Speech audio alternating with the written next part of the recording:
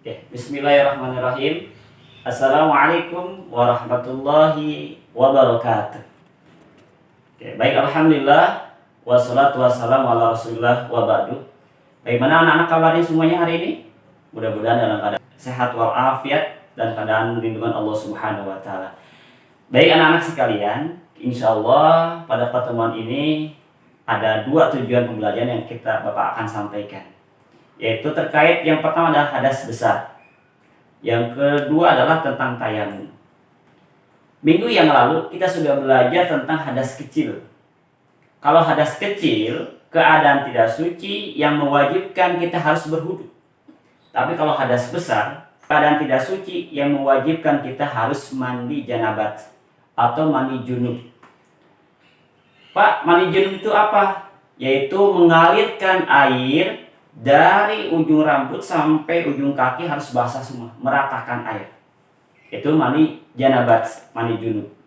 Nanti tentu saja kalian akan niatnya adalah mandi junub, yaitu niat menghilangkan hadas besar karena Allah Subhanahu wa taala. Kemudian selanjutnya adalah yang harus diperhatikan ketika mandi junub itu apa? Satu adalah tentang rukun. Rukun itu yang harus kita lakukan ketika mandi junub. Yang pertama adalah niat.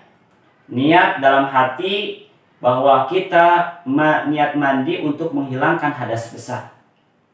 Kemudian yang kedua adalah meratakan air anggota tubuh kita dengan air. Atau boleh kita ketika udah niat kita mandinya di kolam ataupun pakai shower sehingga air semua masuk ke seluruh tubuh basah. Dan itu sudah sah. Jadi intinya rukun mandi janabat ada dua. Satu niat, yang kedua meratakan air anggota tubuh. Kemudian yang selanjutnya adalah hal-hal yang sunnah bisa dilakukan ketika mandi janabat.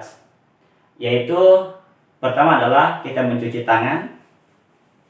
Kemudian setelah mencuci tangan, kemudian kita menyela-nyela rambut dengan air. Nah, ya. Kemudian selanjutnya menghilangkan kotoran yang ada di anggota tubuh kita. Kemudian selanjutnya yaitu kita berwudu yang sempurna seperti wudu mau sholat. Itu mandi janabat. Kemudian selanjutnya hal apa saja yang dilarang bagi orang yang ketika mempunyai hadas besar. Satu, gak boleh sholat, ya, kecuali dia harus mandi janabat terlebih dahulu. Yang kedua, gak boleh tawaf. Tawaf itu adalah berkeliling Ka'bah ketika umroh ataupun haji. Yang ketiga adalah tidak boleh kita memegang Quran, mushaf Al-Quran. Termasuk kelas 4 ini adalah memegang pelodelen. Kemudian yang kelima adalah kita tidak boleh berpuasa. Jadi kalau kita punya hadas besar nggak boleh puasa. Termasuk perempuan adalah ketika masa haid atau nifas. Ya, haid itu adalah keluar darah setiap bulan. Kalau nifas adalah darah yang telah melahirkan. Kemudian yang keenam adalah dilarang menetap di masjid. Jadi kalau kita punya hadas besar nggak boleh kita menetap di masjid. Walaupun hanya untuk beberapa menit saja. Karena di situ adalah khusus untuk orang punya hadas besar, gak boleh menetap di masjid, ya. Kemudian terakhir tentang hadas besar ini, apa sih yang menyebabkan kita punya hadas besar?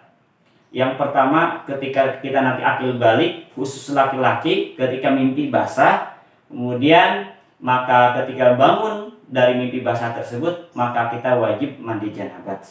Yang kedua, untuk perempuan, khusus perempuan, yaitu ketika datangnya haid atau menstruasi setiap bulan.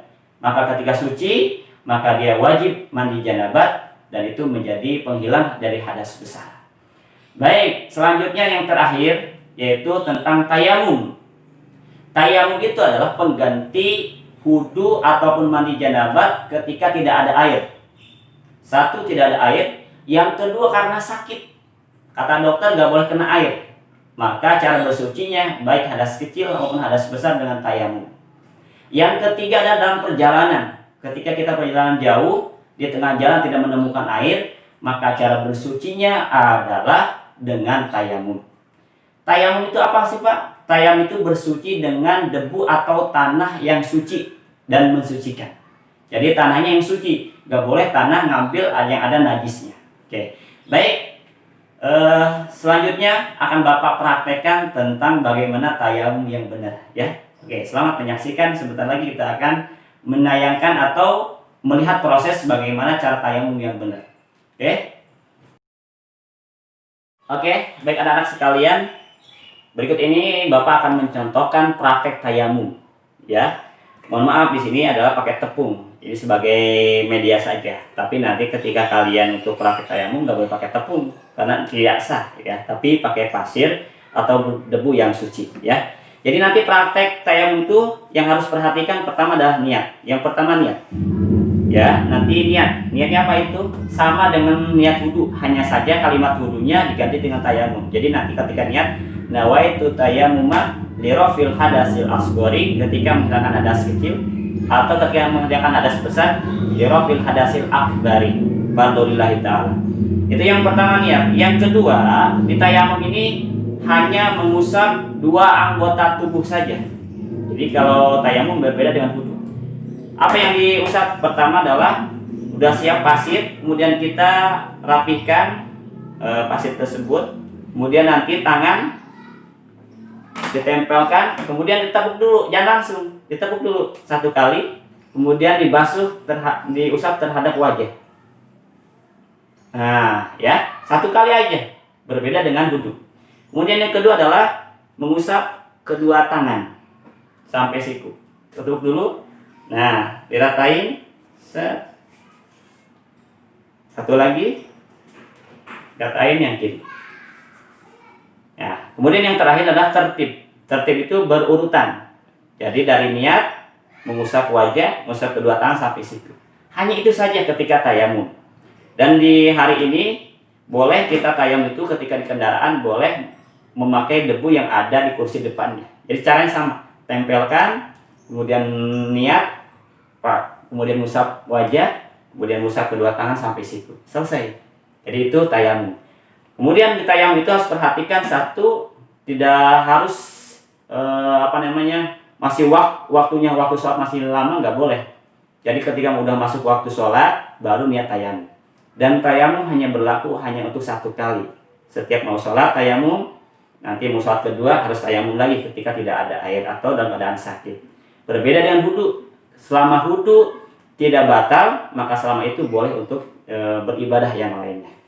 Baik, Bapak kira itu saja yang sampaikan di pertemuan ini. Jadi yang kedua yang harus kita perhatikan, satu, hadas besar. Yang kedua yaitu tayamum. Tayamum itu adalah pengganti dari air dengan debu atau tanah yang suci sebagai pengganti dari wudhu ataupun hadas besar. Mudah-mudahan ilmu yang sedikit ini bermanfaat dan kita bisa melakukan ketika dalam keadaan kita tidak normal, seperti halnya orang dalam keadaan ada air atau dalam keadaan ketika dilarang oleh dokter untuk tidak bersentuh dengan air. Mudah-mudahan jadi ilmu yang bermanfaat dan berkah. Sampai ketemu lagi pertemuan berikutnya. Mudah-mudahan kalian tetap istiqomah dalam menuntut ilmunya.